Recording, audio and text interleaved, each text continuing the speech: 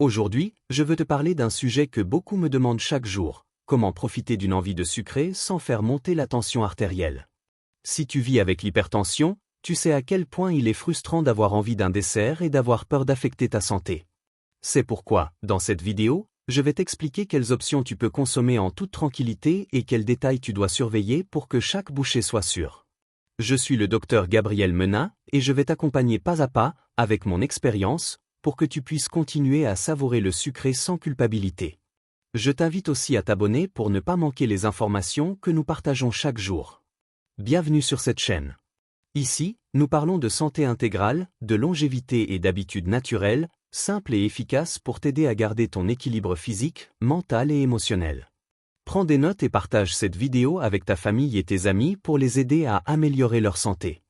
Nous publions de nouvelles vidéos tous les jours, alors abonne-toi et active la cloche pour recevoir toutes les notifications. Commençons.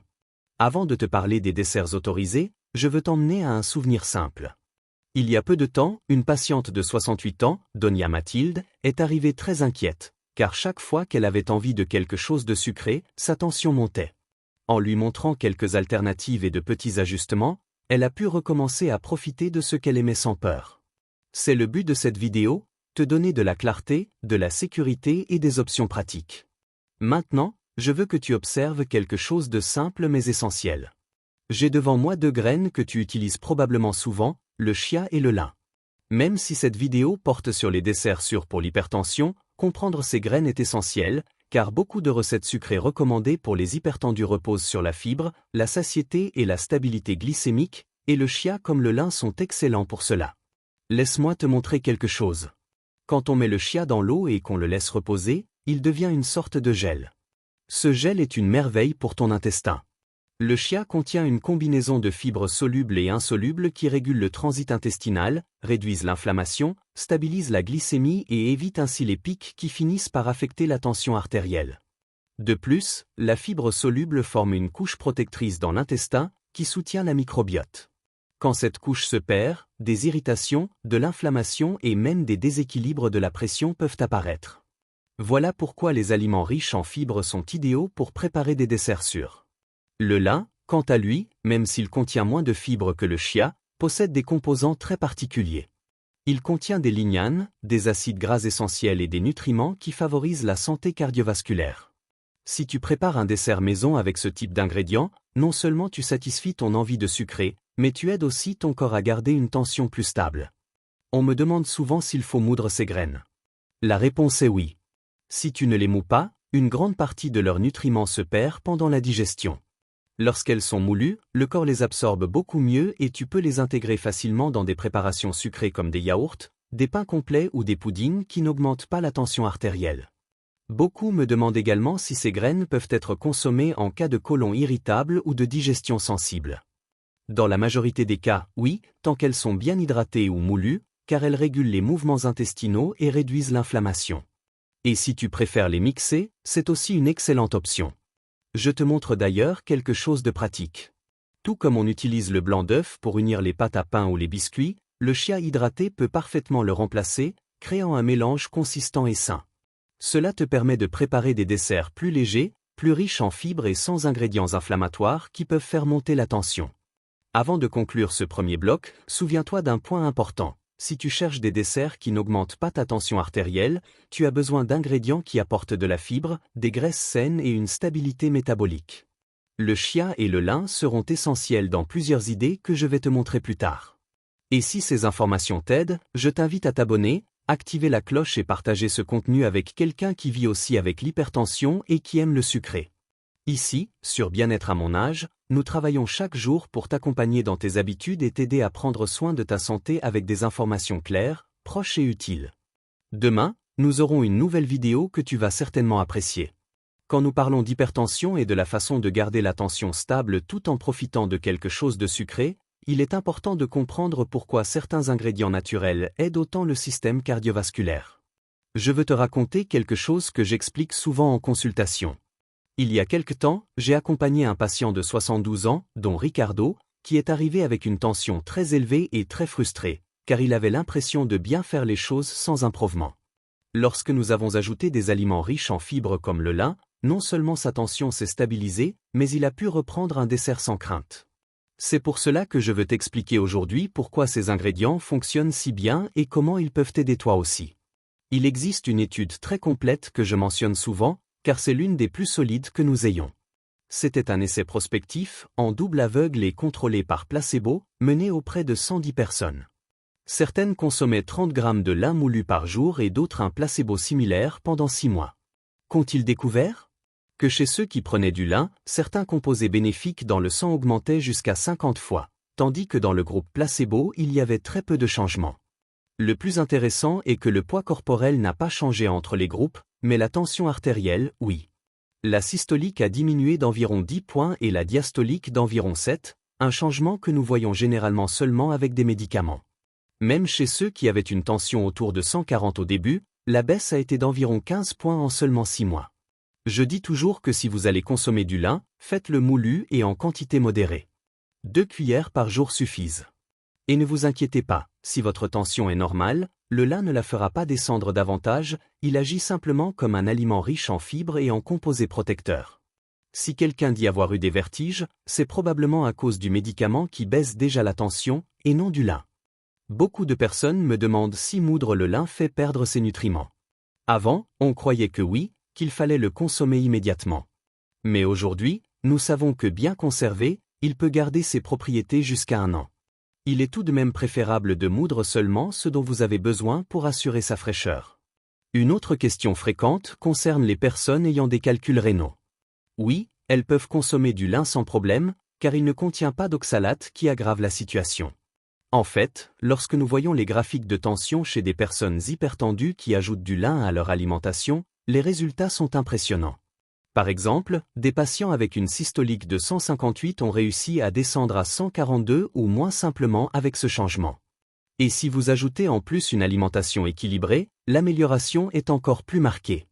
Maintenant, un point fondamental pour ceux qui veulent profiter d'un dessert sans faire monter la tension est d'éviter les aliments qui élèvent brutalement la glycémie.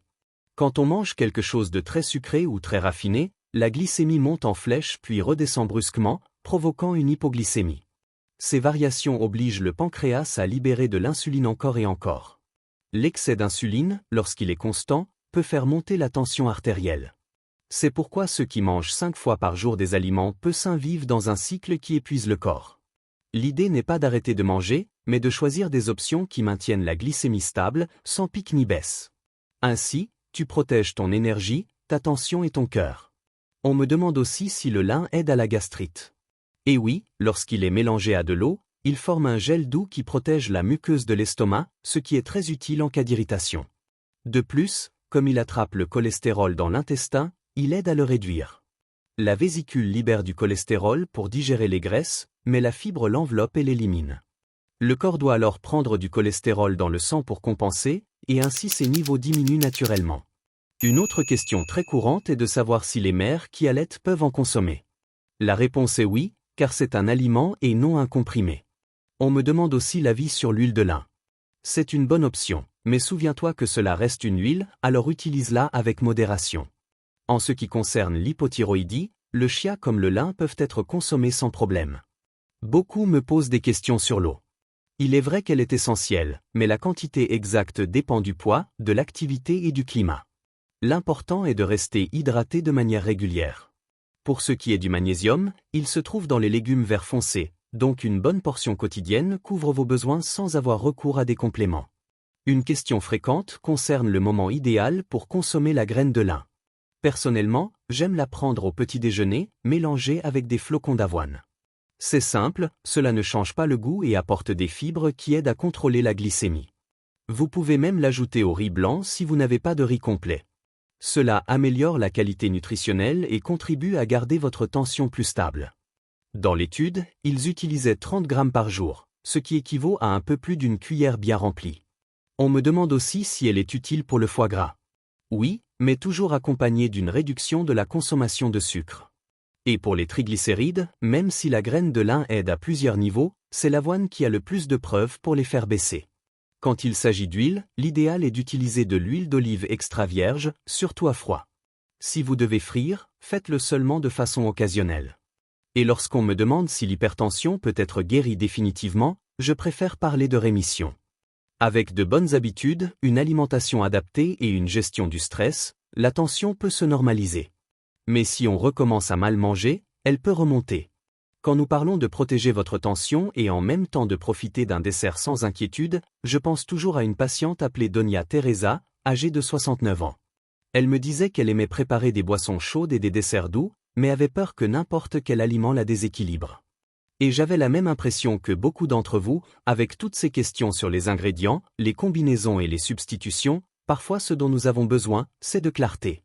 Aujourd'hui, je veux justement vous offrir cette clarté, pour que vous sachiez ce que vous pouvez savourer sereinement et comment garder votre santé stable.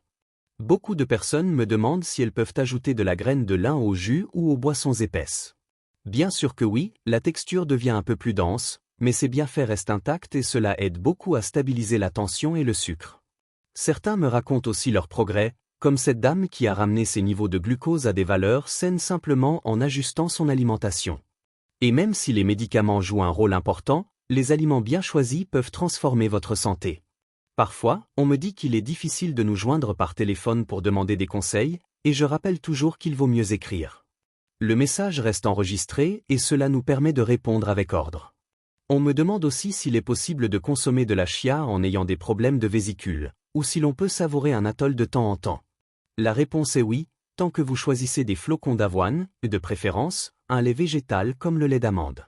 Ce sont de petits changements qui font une grande différence lorsque vous avez de l'hypertension. J'explique souvent que la graisse viscérale diminue avec les fibres.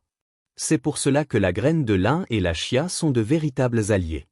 Et oui, la graine de lin moulu conserve ses nutriments longtemps si vous la stockez correctement. Beaucoup d'entre vous ont d'excellents petits déjeuners avec de l'avoine, des graines, des fruits et une boisson végétale. C'est parfait et cela correspond très bien à l'objectif de maintenir la tension et la glycémie sous contrôle. Concernant le cortisol, cette fameuse hormone du stress, il existe des infusions comme la camomille qui aident à se détendre et à améliorer le sommeil, ce qui influence aussi la pression artérielle. Et en ce qui concerne les diverticules, oui, il est possible de consommer de la chia lorsqu'on l'utilise correctement, car sa fibre est douce et bénéfique. J'ai reçu de très beaux messages de nombreux pays. Des personnes ont perdu du poids, amélioré leur énergie ou équilibré leur tension en ajoutant des fibres, du vinaigre de cidre et de bonnes habitudes.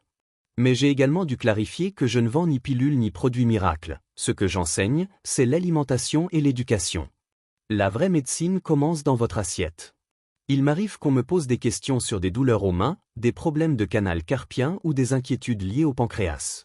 Et je réponds toujours la même chose, chaque cas doit être évalué calmement, mais beaucoup de symptômes s'améliorent lorsque votre alimentation commence à réorganiser votre métabolisme. D'autres me consultent sur l'usage du vinaigre ou la manière de l'intégrer dans leur routine.